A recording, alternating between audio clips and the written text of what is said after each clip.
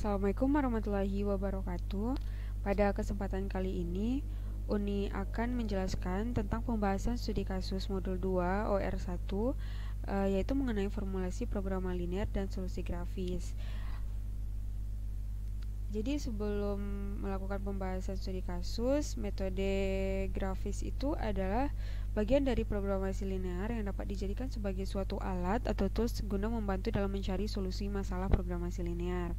Nah, metode grafis ini digunakan apabila masalah yang ingin kita selesaikan itu mempunyai dua variabel keputusan. Metode grafis itu disebut dengan grafis karena penyelesaiannya dilakukan dengan pendekatan grafis yang menggunakan sepasang sumbu silang, yaitu sumbu vertikal dan sumbu horizontal. Terdapat langkah-langkah penggunaan metode grafis. Yang pertama yaitu menemukan variabel keputusan dan mengidentifikasikan tujuan yang ingin dicapai. Apakah tujuan tersebut maksimasi atau minimasi. Selanjutnya yaitu membuat tabel programasi linear yang berisikan informasi lengkap. Nah, tabel ini biasanya berisikan tentang jenis produk, sumber daya yang digunakan, penggunaan sumber daya per unit produk, dan sebagainya. Yang ketiga itu memformulasikan persamaan dan ketidaksamaan secara matematis sesuai dengan tabel programasi linear tadi. Yang keempat yaitu membuat grafik dengan menggunakan sepasang sumbu silang horizontal dan vertikal. Dan selanjutnya yaitu menentukan garis-garis kendala atau constraint lines dan daerah-daerah layak atau visible region dengan memperhatikan kendala atau keterbatasan yang dihadapi. Selanjutnya itu menentukan garis persamaan tujuan dan titik optimal. Dan terakhir adalah menemukan produksi optimalnya. Terdapat jenis-jenis solusi metode grafis. Yang pertama yaitu unique optimal solution. Solusi ini mempunyai satu optimal solusi. Solusi ini bisa terjadi pada titik ekstrim dari grafik penyelesaiannya. Dapat dilihat pada gambar ini, terdapat satu titik yang menjadi solusi optimalnya. Selanjutnya itu ada alternative optimal solution. Nah, alternative optimal solution ini digunakan pada situasi di mana terdapat lebih dari satu solusi optimal. Hal ini akan terjadi apabila garis profil sejajar dengan salah satu kendalanya. Contohnya di sini yaitu solusi optimal terdapat pada sepanjang garis ini. Selanjutnya yaitu ada unbounded optimal solution. Maksudnya adalah apabila ruang solusi tidak terbatas sehingga nilai fungsi tujuannya dapat meningkat atau menurun secara tidak terbatas. Di sini dapat dilihat bahwa daerah solusinya yang layak itu terbuka. Dan terakhir ada invisible optimal solution. Maksudnya adalah tidak adanya daerah layak atau visible region pada masalah tersebut. Baiklah, pada studi kasus yang pertama, soalnya yaitu selesaikanlah soal di bawah ini dengan metode grafis.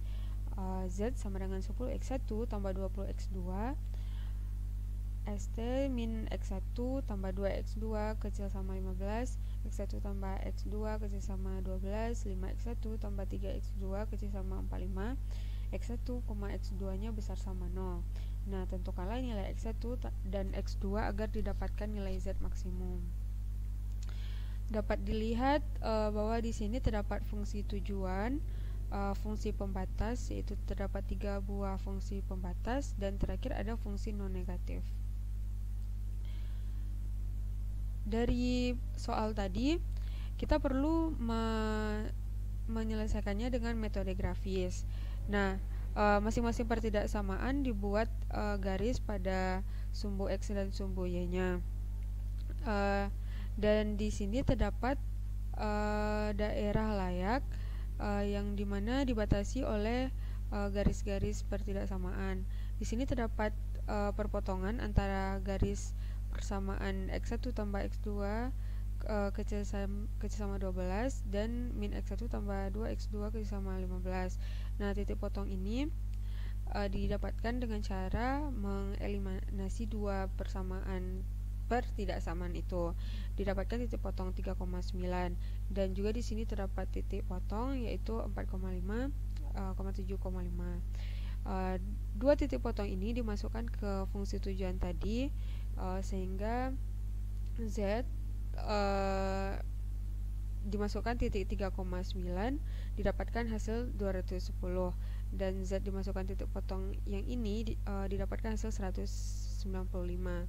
Karena fungsi tujuannya yaitu maksimasi, maka nilai Z startnya adalah 210 karena nilai inilah yang paling besar, yaitu di titik 3,9, sehingga nilai X1 nya adalah 3 dan nilai X2 nya adalah 9. Soal yang kedua yaitu seorang pengusaha mebel membuat lemari dan meja. Untuk membuat lemari diperlukan 1 batang besi, 5 lembar kayu, dan 3 ons paku. Sedangkan untuk membuat meja diperlukan 2 batang besi, 4 lembar kayu, dan 1 ons paku. Persediaan untuk besi adalah 36 batang, untuk kayu 90 lembar, dan untuk paku adalah 45 ons. Jadi laba yang diperoleh untuk satu lemari adalah 40.000, sedangkan laba yang didapatkan untuk menjual satu meja adalah Rp50.000. Soalnya itu buatlah model matematika dan kemudian gunakanlah metode grafis untuk menentukan produksi lemari dan meja agar memperoleh keuntungan maksimum.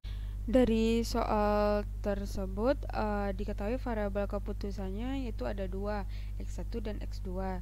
X1 adalah jumlah lemari yang dijual dan X2 adalah jumlah meja yang dijual.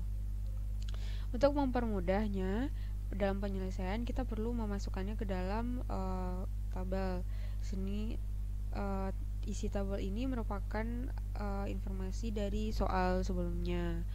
Nah, didapatkan fungsi tujuan yaitu maksimasi Z sama dengan 40.000 X1 ditambah 50.000 X2. Sorry, sini ada salah penulisan. Subject to X1 ditambah 2X2 kecil sama 39. Di sini constraint-nya yaitu besi. 5X1 tambah 4X2 kecil sama 90, constraint kayu di sini. Dan terakhir ada constraint 3X1 ditambah X2 kecil sama 45, yaitu constraint jumlah paku. X1, X2 besar sama 0. Sama dengan cara sebelumnya, yaitu pertidaksamaan tersebut dimasukkan ke dalam sumbu X2 dan X1 atau sumbu vertikal dan horizontal. Dari grafik ini dicari titik potongnya, sehingga didapatkan 2 titik potong di sini, yaitu titik potong 6,15 dan 12,8,6,4. Nah, karena dari titik potong inilah batas-batas dari visible region, sehingga titik potong tersebut dimasukkan ke dalam fungsi tujuan. Fungsi dan Z star dari permasalahan ini adalah dengan memasukkan titik 6,15 karena didapatkan hasil yang besar yaitu 990.000. Sehingga untuk mencapai keuntungan maksimum, perusahaan harus memproduksi 6 buah lemari dan 15 buah kursi. Soal yang terakhir yaitu memformulasikan persamaan linear dari grafik di bawah ini. Serta tentukanlah nilai optimum dari Z sama dengan X tambah 2Y. Di sini diketahui atau diberi gambar grafiknya. Dari gambar ini kita perlu mencari persamaannya terlebih dahulu. Lalu dari persamaan ini kita perlu mencari titik potong di sini, yaitu sudah didapatkan 0,71, 2,57. Nah, dari nilai titik potong ini dimasukkan ke dalam fungsi tujuan dan didapatkan hasil 5,85. Baiklah, hanya itu yang dapat Uni sampaikan. Mohon maaf apabila terdapat kesalahan kata. Assalamualaikum warahmatullahi wabarakatuh.